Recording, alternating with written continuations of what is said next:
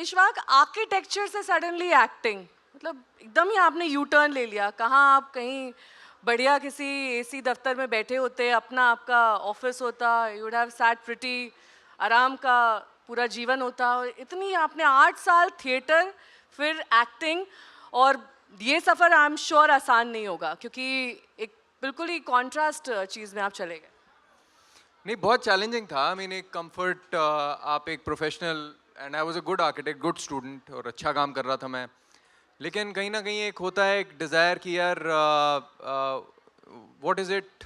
अगर आप अपने अंदर झांके तो एक सेल्फ रिफ्लेक्ट करें तो आपको पता लगता है कि क्या ये मेरी नेचुरल चॉइस है या फिर कहीं ना कहीं मैं इन्फ्लुएंस हुआ हूँ, क्योंकि मेरे फैमिली में भी आर्किटेक्ट्स हैं, मेरे फादर भी हैं। तो वो एक सर्च जो होती है अपनी, आई थिंक कहीं ना कहीं वो मुझे एक्टिंग की तरफ ले उन्होंने गई। कहा बिकॉज नहीं भैया कहाँ जा रहे हो, अपना आराम से रहो, क्या जरूरत है उधर एक्टिंग की तरफ। no sane parent will ever suggest his child to नहीं, become an actor. नहीं कभी तो उनके ऐसा लिए तो हुआ। मतलब it was a shock of और मम्मी their क्या life. बोलती थी हाँ, मम्मी तो कि कहती थी जा बैठो बेटा, यहाँ पे बेटा, जी ले अपनी जिंदगी। नहीं, हाँ इवेंचुअली मेरे पेरेंट्स ने मुझे काफ़ी सपोर्ट किया। I mean my mother was the one who finally pushed me out of home, and वो बड़ा आई थिंक मुश्किल होता है पेरेंट्स के लिए, बिकॉज एक कंफर्ट जोन होता है ना घर नहीं, तो। किसी भी प्रोफेशन में एक रोड मैप होता है। अगर आज आप किसी बैंक में काम कर रहे हैं और you working in any corporate life, you know there is a structure कि इतने साल बाद I will progress and I will get to a certain level. But एक परफॉर्मिंग आर्टिस्ट की ज़िंदगी में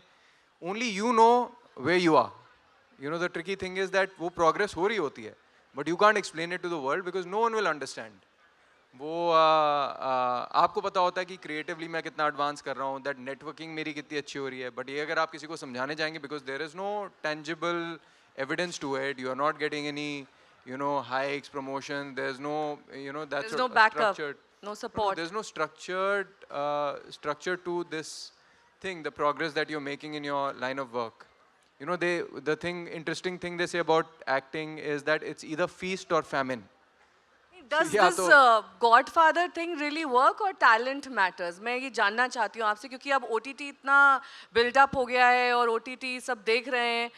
क्या वो एरा ओवर हो गया जब आपको एक गॉडफादर, एक ऐसी फिगर की ज़रूरत होती थी जो आपको प्रमोट करे, उस लेवल तक पहुंचाए, या आप सिर्फ एक्टिंग टैलेंट यही काफ़ी है? I mean, I've never walked down that road, so I can't comment on that. But I know that hard work does pay off. Jaideep was कभी here. आपने गिव अप किया, ऐसा लगा कि बस छोड़ो ये, चलो अब वापस? Give up तो मैंने कभी नहीं किया, ना कभी करूँगा. Because I think the day I decided I'll act, I decided that this is for life. It's a कहीं ना कहीं I think the interesting thing जो कि आपको drive भी करता है, of course it's money, fame, all those things. But it is your madness, your passion. कि आपको लगता है चाहे कुछ हो जाए, I will never give this up. And it is that passion that you start enjoying more than anything else.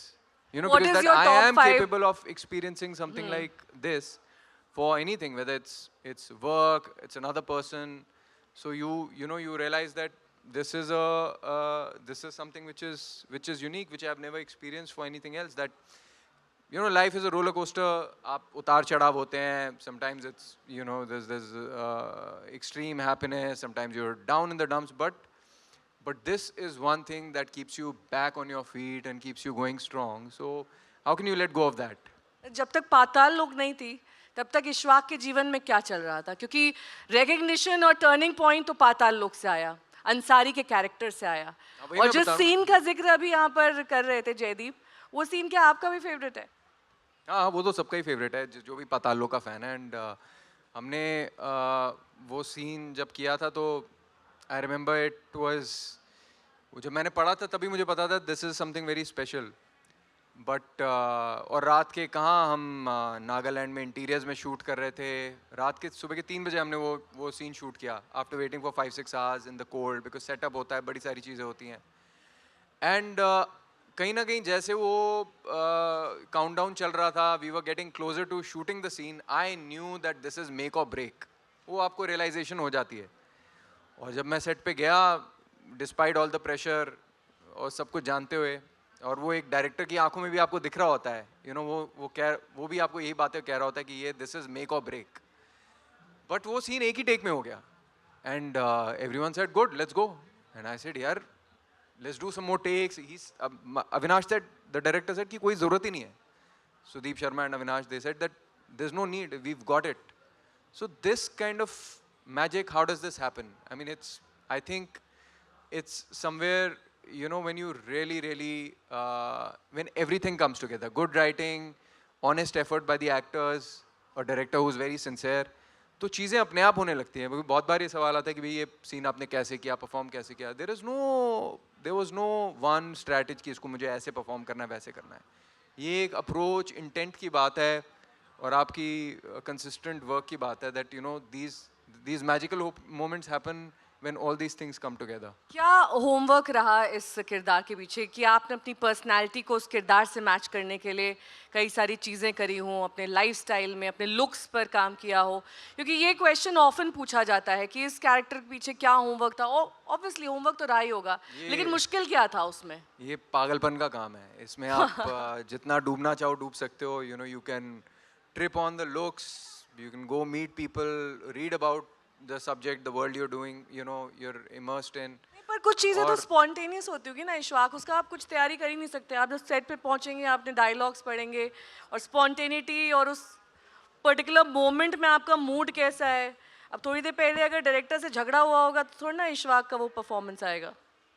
नहीं, but that is where craft comes in. That is where your skill set comes in कि आप कितना you're used to years of work और whatever your thing is. कई बार मैं stage पे perform कर रहा हूँ तो ऐसे जैसे सामने मेरा मोनोलॉग चल रहा है यहाँ खड़े होके, और सामने फ्रंट रो में लोग फ्लैश से फोटो खींच रहे होते हैं. थोड़ा सा मोनोलॉग दिखाइए ना प्लीज. प्लीज कुछ तो डायलॉग्स वो हमें सुनने को मिलने चाहिए ना अंसारी के. क्या होता है ना, थिएटर के जो मोनोलॉग्स होते हैं बहुत लंबे होते हैं. और थिएटर वाले नहीं, ये ओटीटी वाले सुना दीजिए. ये तो रॉकेट बॉयज का सुना. कैसे सुनाया आपको? विक्रम साराभाई अगर अंसारी से मिले तो क्या कहेगा? विक्रम साराभाई अगर अंसारी से कहें तो दोनों ही बड़े ही सिंसियर टाइप के लोग हैं, तो मेरे ख्याल है कुछ सिंसियर बात होगी. अब ये you know these are very serious और वो कैरेक्टर्स, इनका मेरे ख्याल है कोई जूस नहीं निकल सकता. But try something. यही तो एक फनकार का हुनर होता है कि वो कुछ ऐसा चर्न करके लाए जो हमने कभी ना देखा ना सुना. मज़े की बात यह है कि विक्रम साराभाई और अंसारी कहीं ना कहीं दोनों were madly in love. Vikram Sarabhai was madly in love with his wife Mrinalini, और उसका एक बड़ा अच्छा उसमें वो, अगर रॉकेट बॉयज आप लोगों ने देखी है तो उसमें वो एक लेटर निकाल के पढ़ते हैं अपनी वाइफ के लिए. और Ansari was very diligent, very dutiful, and he was also madly in love. अगर सीजन 2 में आपको पता लगेगा that you know there was this he had a love interest.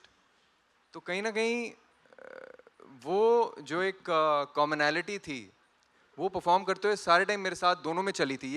ये चीज़ मैंने बाद में रियलाइज़ की that you know there was something that was common in both Sarabhai and Ansari. उससे मदद मिली आपको इस किरदार में? नहीं, ये सारी चीज़ें आप डिस्कवर करते हो बाद में, बिकॉज हर चीज़ आपको पता नहीं होती. You know that's what I am saying. You are performing a character, उसके कितने सारे एस्पेक्ट्स होते हैं. एंड जब आप once you sometimes you know pause and think about कि जो मैंने किया था, where am I, and you know self reflect, think about the characters, the performances that you have done, तो ये सारी चीज़ें रेवलेशन होती हैं. तो कहीं ना कहीं एक तरीके से आप सोचो तो वो एक सेम ही आदमी है. You know, who's a man who's virtuous, who's honest, and because you're seeing this character, all these characters, the different characters that you've performed through a single man's lens, which is me. So ये एक बड़ा ही interesting aspect है performance का.